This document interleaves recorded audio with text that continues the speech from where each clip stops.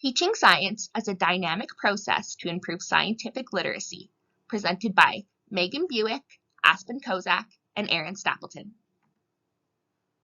Science is often thought of and presented as a series of specific steps that we refer to as the scientific method. On this slide, you can see a couple of images that depict the scientific method that we pulled directly out of high school science textbooks. Both of these images follow a really linear, prescribed pattern where one specific step leads directly to the next step. The image on the left doesn't deviate from this pattern at all.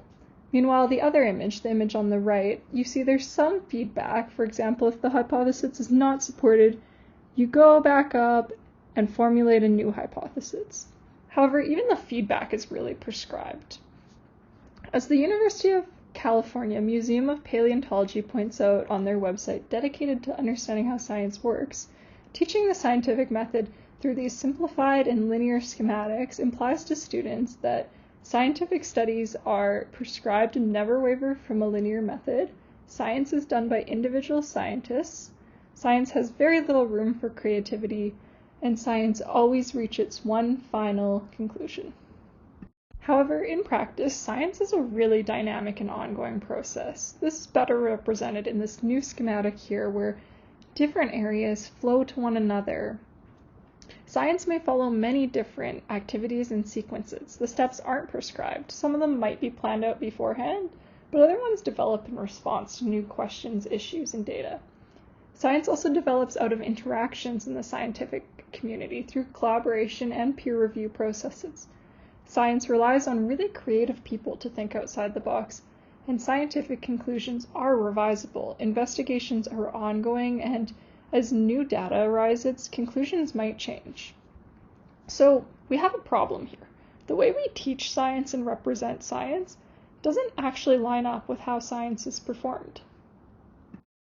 The current model for teaching science is problematic because students do not have a strong understanding of how science actually works, leaving them poorly prepared for the rigors of studying science in post-secondary. Currently, students have low scientific literacy and are not able to engage in conversations about science because they don't understand the process. Students leave high school poorly equipped to evaluate new information, and we're seeing the real-world implications of this fallout in our own province. The current divide relating to the COVID-19 vaccine has a lot to do with scientific literacy because citizens don't have the skills necessary to navigate the developing research and medical advice being presented, nor are they able to assess the credibility of their informational sources. We need the way students engage with science in the classroom to reflect how they will engage with science in their lives outside of school. This leads us to our inquiry question. How can we teach that science is an ongoing process? We live in a knowledge-based economy, and the skills necessary to contribute in a meaningful way have shifted drastically over the last decade. The Alberta Program of Studies has developed with the intention of fostering certain key competencies in students. As teachers, we must design lessons that support students in developing skills relating to critical thinking, communication, problem solving, collaboration, managing information, cultural and global citizenship, creativity and innovation, and personal growth and well-being. While traditional pedagogical practices may prepare students for high-stake exams, they alone do not adequately support student development of these ministerial competencies. By addressing the problematic linear process through which we teach science and shifting towards a more authentic model, we improve scientific literacy and development of these key competencies. Additionally, we believe this inquiry has value for professional development as it supports teachers in helping students reach higher levels of thinking and understanding. Shifting students' view of science from a stagnant linear process to a dynamic ongoing process makes room for them to become active participants in constructing their own scientific understandings. From our research, we identified 3 main ideas to help students understand that science is an ongoing process and to move from the linear approach to science that is presented in textbooks to a dynamic process that better emulates science outside of school. When students are curious, they are more likely to explore and research a topic and to retain that interest long term. Curiosity, then, acts as a first step to learning science by doing science, since students first need to engage. Modeling science as a dynamic process is key to reimagining how we teach the scientific method and allowing for creativity in how we do science. By presenting it this way, we can show that scientists carry out these activities in different orders and repeat some of them depending on the circumstances and what they find works for them. It also better reflects the collaborative nature of science in that different people may carry out different parts of the process. Most importantly to our inquiry, it shows that we always revise, build on, or modify our theories, which helps to show that science never ends as it appears to in the linear model. Experiencing science and the idea of moving from consuming science to contributing to science work together to change science from something we do to students to something we do with students. By involving students in the process of doing science, we make it so that they gain a deeper understanding of the process and remember it.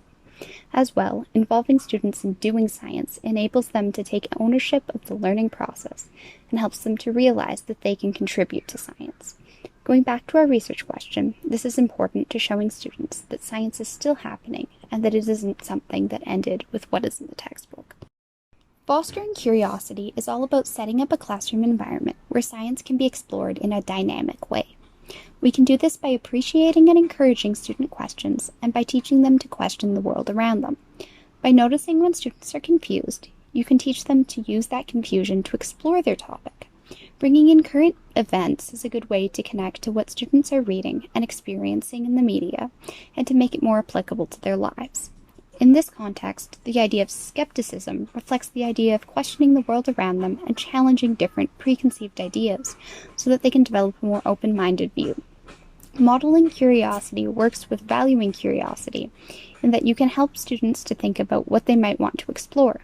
You can find out more about these ideas in our digital folder.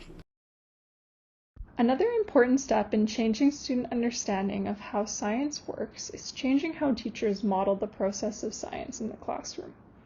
The images and language that teachers use to model how science works carry really powerful implicit messages. As we already discussed, simplified visuals showing a linear process are problematic because they imply science is deterministic, independent, solely analytical, and that it concludes.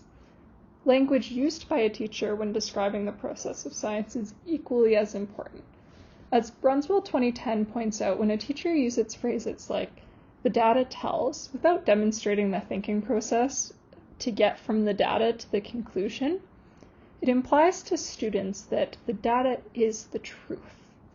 This limits critical thinking and problem-solving competencies because students don't understand that the data needs to be evaluated in order to reach that conclusion. So the key takeaway here for teachers is that it's really important to consider how you present the process of science in your classroom through the visuals you use, the language you use, and also your lesson designs.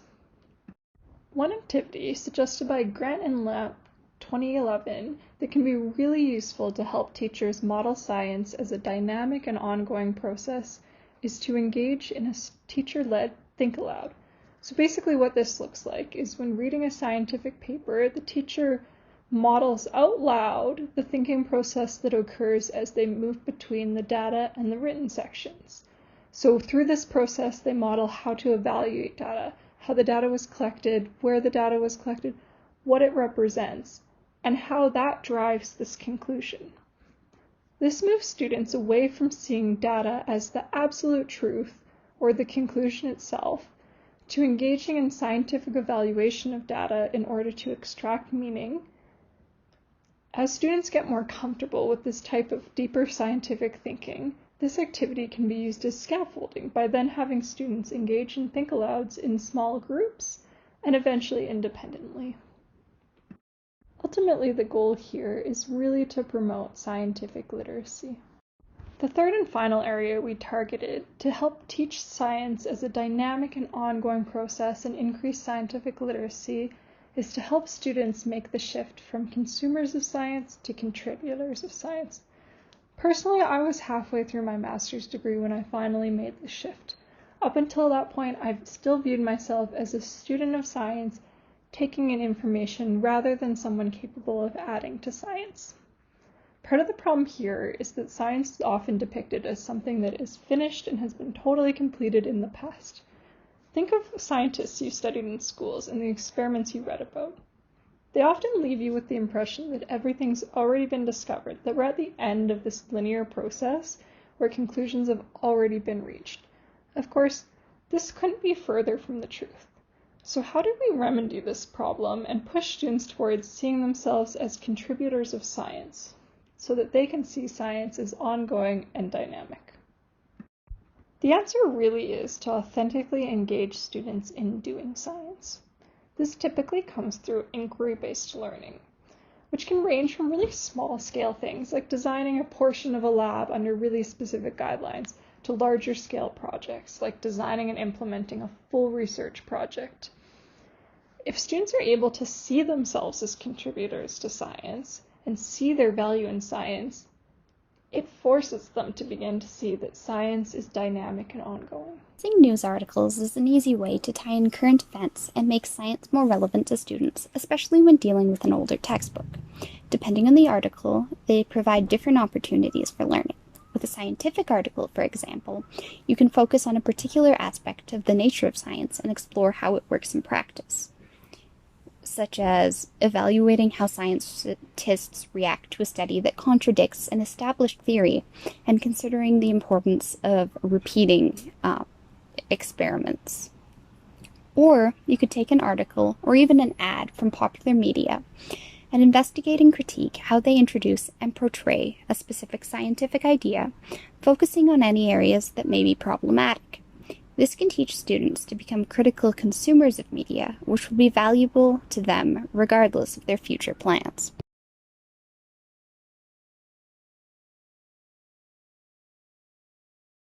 When engaging students in doing science, one thing worth considering is that students often feel that the projects that they do in their classroom are inauthentic. So by this I mean that they feel it's already been discovered, it's already been done, they already know the answer, so what's the point? This brings us to citizen science. Citizen science is basically an invitation to the public from professional scientists to help gather data for specific projects and purposes. Engaging in citizen science is a really excellent way to make learning authentic because it reaches past these artificial constructs of the classroom into the professional world of science. There are many different citizen science initiatives you can tap into to bring this authentic experience into your classroom. A few places to find them are on the National Geographic Citizen Science website, the Government of Canada Citizen Science portal, and on the Citizen Scientists website itself. We've included some links to these websites in our digital folder, so go check it out. Okay, so I've collected a few examples of citizen science initiatives from the National Geographic website here. National Geographic says that they have citizen science projects that are available and that are appropriate for grades 3 to 12 plus. These are meant to be worldwide, so not all of them are appropriate for Alberta, but here I've collected a few that are. So we have the bird feeder stakeout, we have observing wildlife anywhere, measuring night sky brightness, which is actually really cool, it looks at light pollution in the night sky, participating in a field survey, and collecting weather data. In all these projects, students have to collect data and then upload their data into this bigger project done by professional scientists. Here's a few more examples from the Government of Canada Citizen Science portal. There's the eButterfly project, the Plant Hardiness of Canada project, and the Neighborhood Bat Watch. The Neighborhood Bat Watch in particular is highly relevant to Alberta. However, regardless of what project you use, citizen science projects are awesome because they allow students to connect what they're learning with where they live, and they allow students to see that professional scientists are still learning and looking at some of these things that the students themselves are able to measure. This really helps students view science as ongoing and dynamic rather than something of the past that they learn out of textbooks. The idea of fostering curiosity is one that I think fits with what we have been learning about engaging students in deep thinking and about ensuring that what we teach has purpose. To me, it is a new way of framing how to engage students in the learning process that moves away from hoping to engage students with an interesting demonstration, which is an interest that only really lasts for the duration of the demonstration. From our courses so far, I think we knew that having the students do science was an effective way of teaching, because these hands-on activities are a lot more effective for learning than listening to the teacher talk and answering multiple choice questions. However, the models frequently presented for how to do science focused primarily on a step-based model of the scientific method, in which students are expected to follow a very rigid process. Alternatively, I see examples of guided or open inquiry where the students make choices on how to proceed and, when confused, turn to the teacher for advice on the next steps. The second method, while more reflective of science research, does not really teach students about the process of science. Instead, it assumes that students can figure it out based on having done it. So, the idea of teaching science as dynamic is valuable since it provides a framework that clarifies to students what they could be doing and allows for significant freedom and creativity. In terms of presenting students with authentic learning experiences, I think this is something we are working towards in our education classes and that teachers are working towards in the classroom. While this might be hindered by an overemphasis on standardized learning, I do think that providing students with a chance to explore science through projects that can contribute to our collective understanding, such as through citizen science, is another way to approach the task of engaging students in inquiry. While this might not be something we do right away, it is a valuable part of our teacher toolbox. Based on what I have seen in field, many teachers rely primarily on the textbook to inform their teaching. While the textbook does provide a good starting place as to how to meet the program of studies learning outcomes, I found that there were, for the most part, quite outdated parts of the textbooks. For example, I taught a unit on space in which the most recent project listed was the Cassini mission, which would launch in 2002, and that mission ended a year ago.